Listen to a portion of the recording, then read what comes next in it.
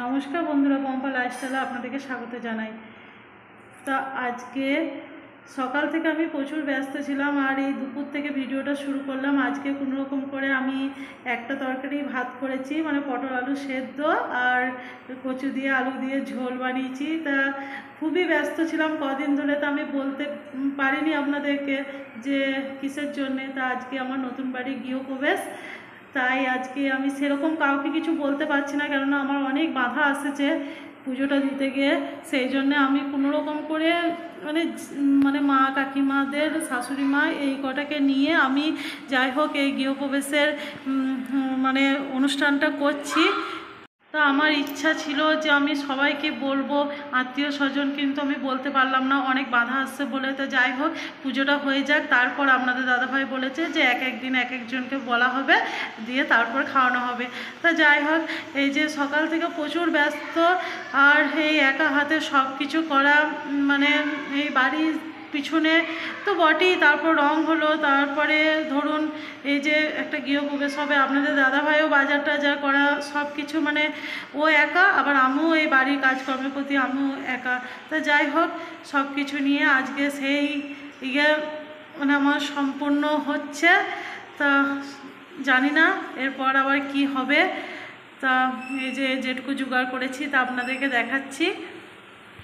তো একটা বন্ধুরা, এই যে আমার এইখানে দাগটা সেটা কিসের জন্য যে হচ্ছে এইখানটা, তা আমি তো ডাক্তার দেখাইনি, কারণ আমার এর আগেও স্কিনে অনেক রকম বেরিয়েছিল। তা তখন ডাক্তার দেখিয়ে আমার কাজ হয়নি, মানে অনেক ডাক্তার ওষুধ খেয়েও কাজ হয়নি। লাস্টে মানে ওই পার্লারের মাধ্যমে গিয়ে ওই আমাদের যে বিউটি প্রোডাক্ট সেই মেখে তারপর আমার ঠিক হয়েছিল। তা আমি সেই জন্য আমি আমার পার্লারেতে যেখানে যাই সেখানে বলেছি।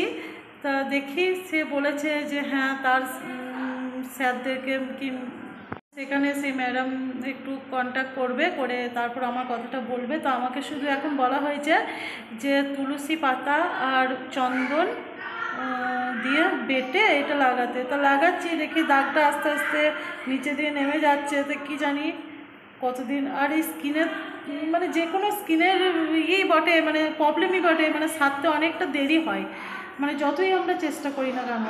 তো দেখা যাক কতদিন আর সারে। তো এই দেখুন বন্ধুরা, শুধুমাত্র কচু আলুর ঝোল আর পটল আলু সেদ্ধ।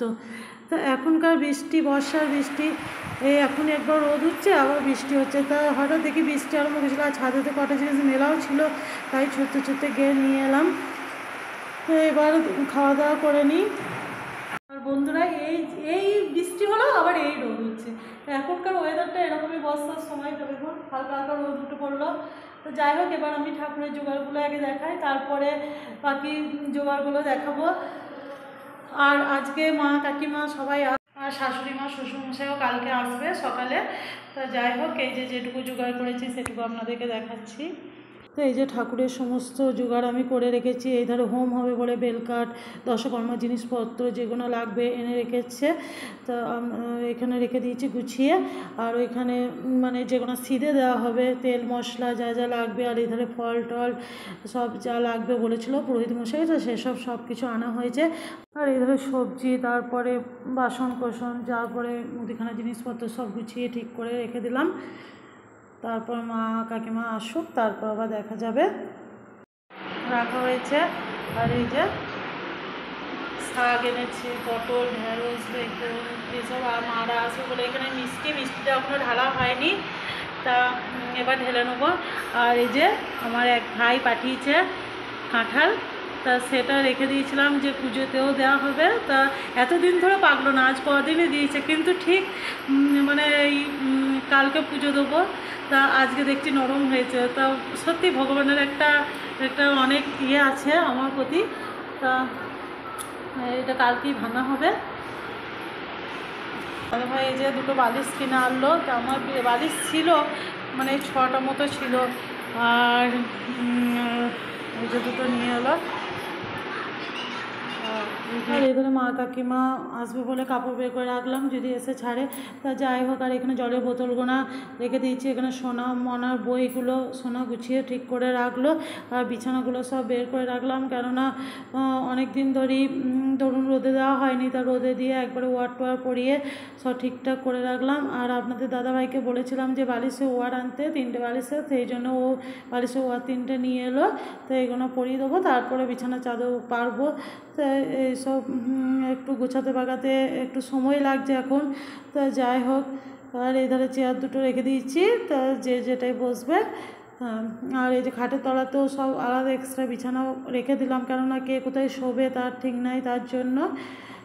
আর এই ধারে সব কোটো, তারপরে হাঁড়ি বাসনপত্র বালতি যেগুলো ছিল সেগুলো সব মানে তোলা থাকে বাংকারে, সব সময় তো লাগে না সব জিনিসটা, সেগুলো ভালো করে ধুয়ে মুছে পরিষ্কার করে রেখে দিয়েছিলাম। তা যাই হোক, এই যে সব গুছানো হয়ে গিয়েছে।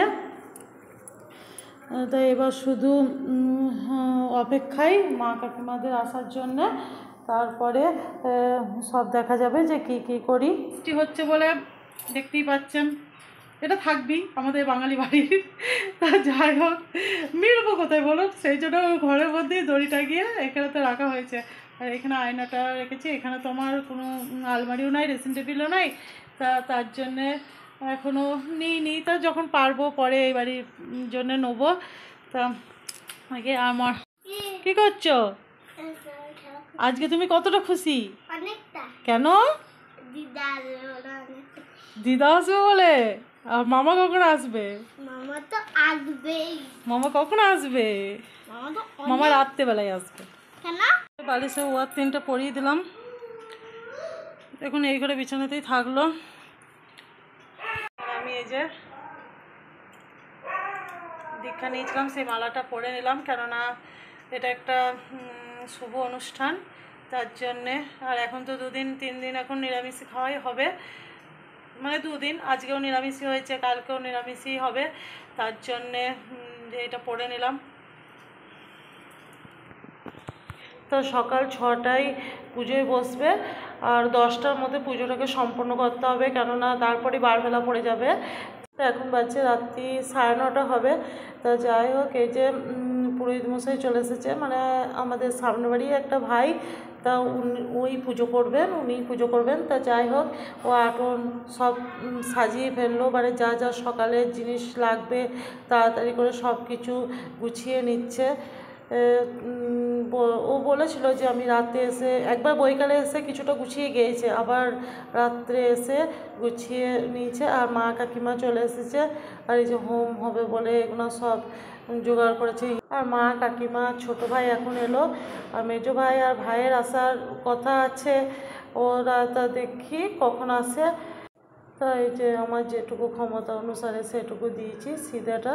তা আর এই যে কলা গাছগুলো, এগুলো ভাই নার্সারি থেকে নিয়ে এসেছে, কেননা আমি বলেছিলাম মাকে যে কলা গাছ জোগাড় করতে, তো অতটুকু কলা গাছ কোথায় পাবে, সেই জন্য ভাই নার্সারি থেকে কিনে আনলো।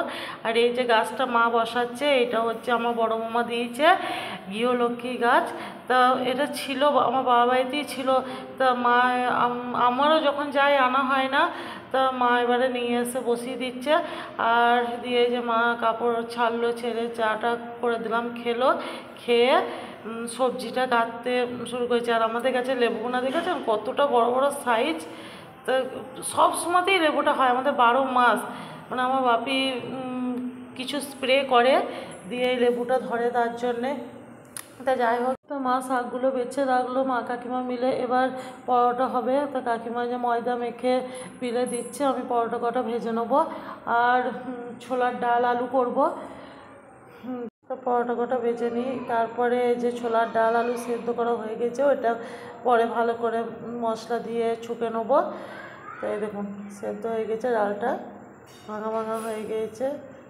আর এদিকে পুরোহিত মশাই এই যে এবার মঙ্গল ঘটকোনা আঁকছে। তা এইগুলো বলছে রলি আর মলি দিয়ে, মানে আগে তো সব সিঁদুর দিয়েই আমরা দেখেছি আঁকতে, তা এখন বলছে এটা রলি আর মলি এসব দিয়ে। আর আমার গোপুসোনাও সিংহাসনে বসে পড়েছে, আর কালকে তো শ্রীধর নারায়ণকে সকালেই নিয়ে আসবে। তা যাই হোক, আর আমি এই ধারে যতটা পেরেছি গুছিয়ে রেখেছি, পাঁচকলাই ভিজিয়ে তারপরে বেলপাতাগুলো করে বেলপাতাগুলো ছাড়িয়ে আমশোকাগুলো ছাড়িয়ে আর পুরোহিত মশাই এসে যা যা করণীয় যেগুলো লাগলো সেগুলো সব ঠিকভাবে গুছিয়ে নিচ্ছে। আর একটা বন্ধুরা মানে খুব সুন্দরভাবে গৃহপ্রবেশের নিয়মটা হয়েছে, মানে আমরা জানতাম না যে এইভাবে হয়। তা যাই হোক, এই যে ভাই চলে এসেছে, তা রাতে ট্রেনে এসেছে, মানে আমাদের ওখান থেকে 8 কিলোমিটার স্টেশন আসতে লাগে, তারপরে সারাদিন ডিউটি করে তারপর ভাই যে ওখানে স্টেশনে মানে ট্রেনে চেপেছে 9টায়, আর এখানে পৌঁছালো বাড়ি এলো তখন 10টা 10:30 বাজে। আর একটা কথা কি বলুন তো বন্ধুরা, মানে একমাত্র ভাইরাই পারে যে যত রাত্রি হোক যত কষ্টই হোক মানে বিপদ আপদ সব কিছুতে সবসময় পাশে কাকে পাবে বলতো, নিজের ভাই ছাড়া কেউ আসবে না।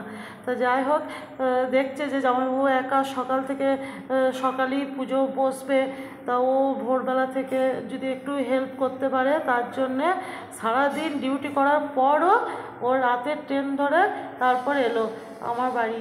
আর আমার ভাইয়ের পক্ষ থেকে আমার নতুন বাড়ির জন্যে গিফট এলো ভাইয়ের কাছ থেকে ফ্যানটা। তো ভাই এখন ফ্যানটা লাগাবে বলে সব সেট করছে। আর ভাই বলছে এটা 3 বছরের গ্যারান্টি আছে, তো যদি কিছু হয় তাহলে সেখানে কোম্পানিকে ফোন করলে বাড়িতে এসে শাড়ি দিয়ে যাবে।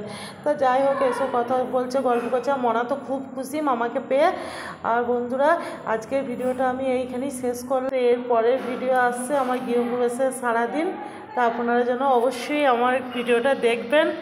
আর ভালো লাগলে অবশ্যই লাইক কমেন্ট শেয়ার ও চ্যানেলটিকে সাবস্ক্রাইব করে আমার পাশে থাকবেন। আপনারা ভালো থাকবেন ও সুস্থ থাকবেন। তা আজকের মতো সবাইকে জানাই গুড নাইট। আর এখন বাজছে রাত্রি 12টা।